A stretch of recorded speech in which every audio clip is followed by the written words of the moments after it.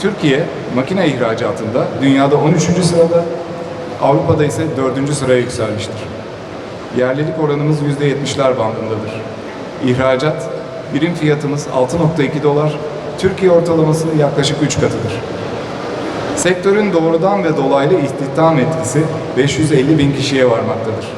Makine sektörü stratejik olarak 200'den fazla alt sektörü besler. Türkiye ekonomisinin mühendislik omurgasıdır. Değerli misafirler, dünya bildiğimiz gibi çok zor bir dönemden geçiyor.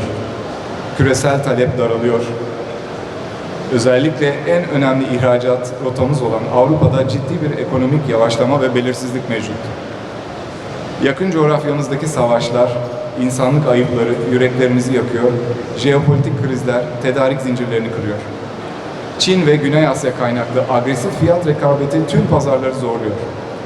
Enerji, ham madde, işçilik maliyetlerimiz sürekli yükselişte, finansman maliyeti yüksek, kurların uzun süreli yatay seyri ihracatçımızı üzerindeki baskıyı artırıyor. Ancak mühendisliğimizle oluşturacağımız fark ile kazanabilir, yeni sıçramayı gerçekleştirebiliriz. Artık hepimiz biliyoruz. Sadece fiyatla rekabet ederek kazanacak bir platform kalmamıştır. Ekonomik şartlarımız ve ölçeklerimiz bizi fiyat yarışında geride bıraktı.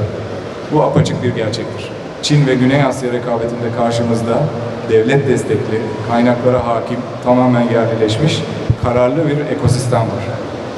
Türkiye'nin farkını ortaya koyacağı alanlar, yüksek mühendislik, akıllı tasarımlar, yüksek verimlilik, otomasyon, ileri yazılım ve süreç teknolojileri, kalite ve hızlı uyum kabiliyeti olacaktır.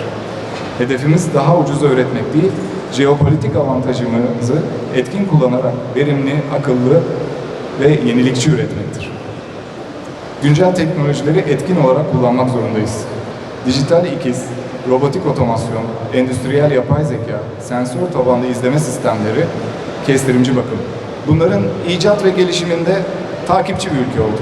Makine sektörü tabii ki tek başına baktığımızda sadece sanayinin, endüstrinin bir dalı değil, aynı zamanda bir ülkenin bağımsızlığını da temsil eden teknolojik bağımsızlığının üretildiği bir alan diye görüyoruz biz. Çünkü bugün yapay zekadan sensör teknolojilerine kadar karanlık fabrikaların devreye girdiği böyle bir süreçte Türkiye'nin ve tabii ki başta şehrimiz Bursa'nın bu oyunda geri kalmasını düşünmek mümkün değil.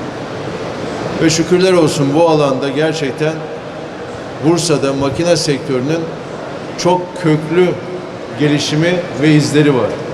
Burada da tabii sektördeki büyüklerimizin, duayenlerin ve gerçekten bu sektörde hem ülkemizde hem de dünyada üretim potansiyeliyle, ihracatıyla söz sahibi olan büyük firmalarımızın merkezi olan Bursa'da biz bu değişimi ve gelişimi sürdürülebilir kılmak için var gücümüzle çalışıyoruz. Bugün 57 bine yakın girişimcisiyle 28 milyar doların üzerinde ihracatıyla makine sektörü Türkiye ekonomisinin lokomotifi. Ama bir gerçek daha var. Bunu da üstüne basarak vurgulamak istiyorum. Aynı zamanda ülkemiz 45 milyar dolarlık ithalat da yapıyor bu sektörde.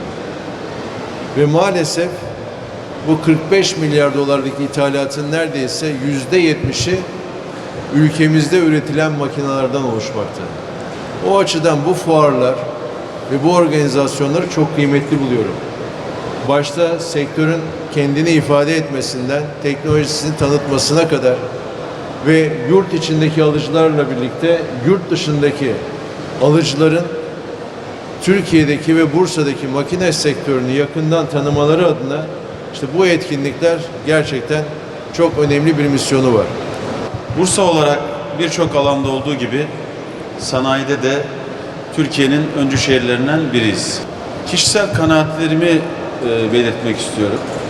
Aslında riskler var, fırsatlar da var. Her millet kendi fırsatını kendi içindeki özden yakalayarak ortaya çıkarmak durumunda. Dolayısıyla biz bu hamuru da bu özü de sanayiye de yansıtmamız gerekir. Soğuk kavramlar, teknik kelimeler, ifadeler, teknik analizler tabii ki bunlar sektörün realitede bir gerçeği ama diğer taraftan sosyal hayattaki birlik ve beraberliğimizi, sıcaklığımızı, dayanışmamızı devlet destekleriyle, sektörün gerçekleriyle bir araya getirdiğimizde bir multidisipliner bir yaklaşımla, yani o sempatikliği ve o özü de bu işin içerisine koyarak her türlü krizi atlatacağımızdan eminim.